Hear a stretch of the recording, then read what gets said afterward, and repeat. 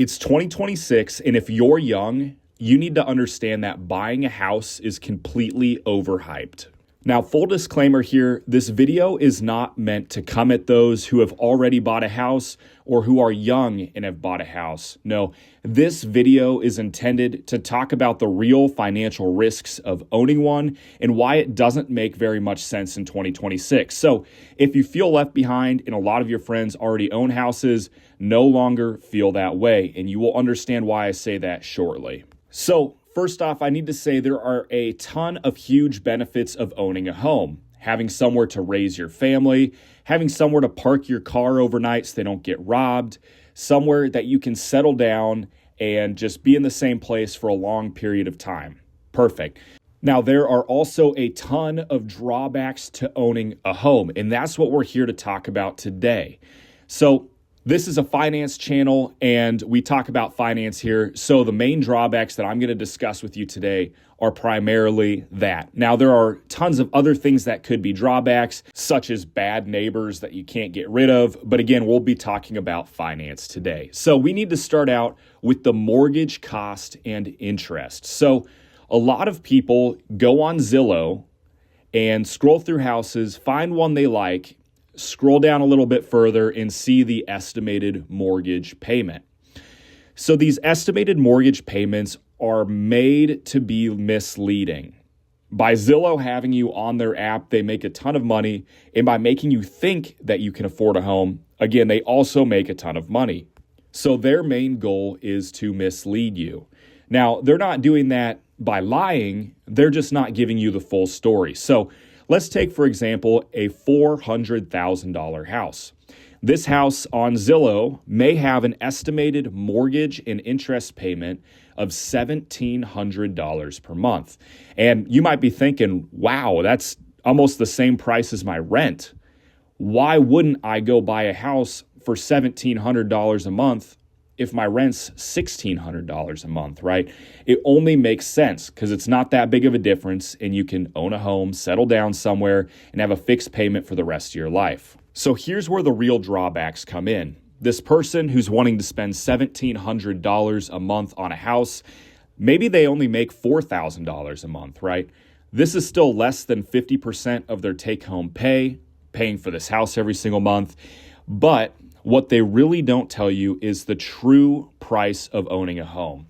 Now, when you own a home, your expenses shoot up massively. So let's take, for example, electricity.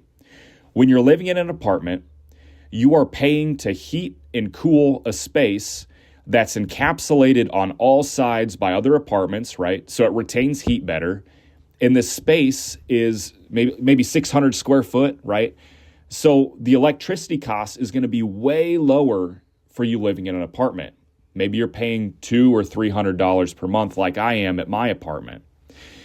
Now, when you own a home and you triple the square footage of where you're living and you're not surrounded by other units, right? So heat and cool can just flow freely out of the walls and dissipate into the atmosphere, right? You are going to be paying a lot more on the electricity bill. For example, I live in Kansas. It gets really hot in the summer and really cold in the winter. Last summer, I had an electricity bill near $300 for my tiny apartment.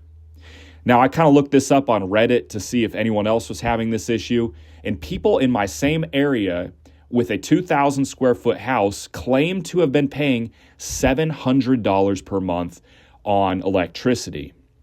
Okay, so there is a real factor and a real cost into having utilities for a larger space. So now when we break it all down, you own the house, you have the mortgage payment, the interest payment, and now your utility payments are now double or triple. But what else? Why else is it a bad financial decision? So let's talk about the other things you have to buy. A lot of neighborhoods require an HOA. Okay, there goes another $100 per month. A lot of houses and neighborhoods require you to have recycling and yard waste services. All right, there goes another $100 per month. Now you need to remember you have to pay property tax every single year. You need to pay homeowners insurance. And then on top of that, you need to pay when things go wrong. So I've heard of a lot of people say that you should expect 3% of your home cost in repairs every single year. So if I own a $100,000 home, every single year I can expect to pay $3,000 in repairs. Well, the more I really broke this down and chatted with some of my friends who own a home, it turns out that this is all wrong. 3% for repair costs only applies to brand new houses that have a new water heater, a new air conditioning, things that won't go out for a long time. Now, if you are maybe in your 20s and all you can afford is a 20, 30, or 40-year-old house, this means that on average, I guess these are the numbers I found out from people I know who own a home. On average, you're going to be paying 8 to 10% per year in home value in repairs. And now that is an average number. That is not, every single year you're going to be paying X amount, right? That's averaged over many, many years. So one year your water heater might go out and that's $15,000 to replace. Another year, your AC might go out and that's another $20,000. And then you might go a couple years without a problem and then your roof's leaking, so you get a new roof. There goes another $15,000, right? So on average, if you buy an older home, 8 to 10% in repair value every single year. So once we start stacking all these things together, property tax, insurance, utilities, repairs, on and on and on, there are many, many expenses to owning a home.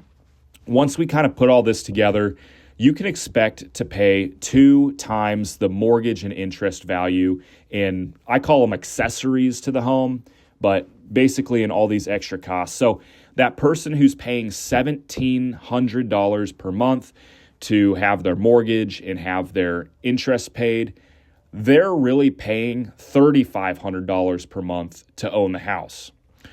So again, a lot of people will fight me on this and say, why is it a bad thing to own a house? I mean, it should cost whatever it needs to, and you can lock down your place to live forever and ever, right?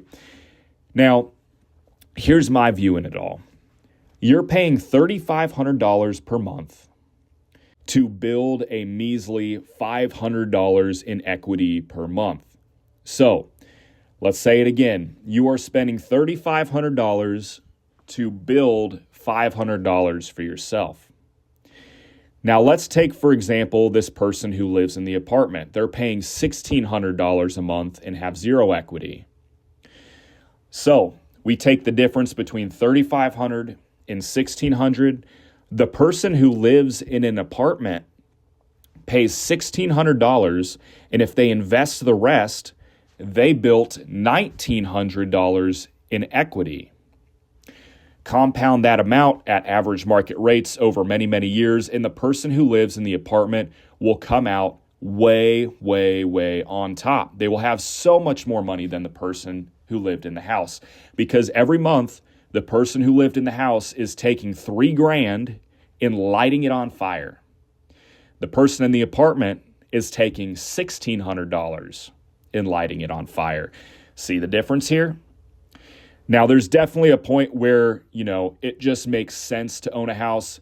Maybe you're encroaching mid-30s, maybe getting close to 40s. You really want to have a family. You want to settle down and enjoy life, right? And it doesn't make sense to always live in an apartment. Sometimes it's just not socially acceptable, right? So I'd say when you're getting between your 30s and 40s, maybe that's some time where you should look at buying a house. Again, a house is not an asset. It is not an investment, but it is an investment for your future, okay? So there is a point where buying a house just makes sense from a social perspective. But from my research, in 2026, if things continue to go the way they are, it is an absolute nightmare to buy a house, and it will make you poor. Now, you have to understand as well, a lot of people, when they want something, they'll convince themselves that that is the best option. If I really, really wanted a house, I would convince myself that it made sense to buy a house.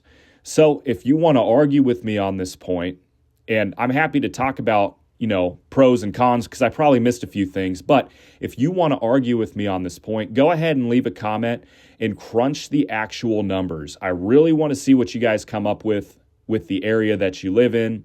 And I'm happy to chat about this. Again, this is an open discussion. This isn't just me coming at you, right? But if you appreciated the video and liked it, made it this far, go ahead and subscribe, and we'll see you in the next video. Peace.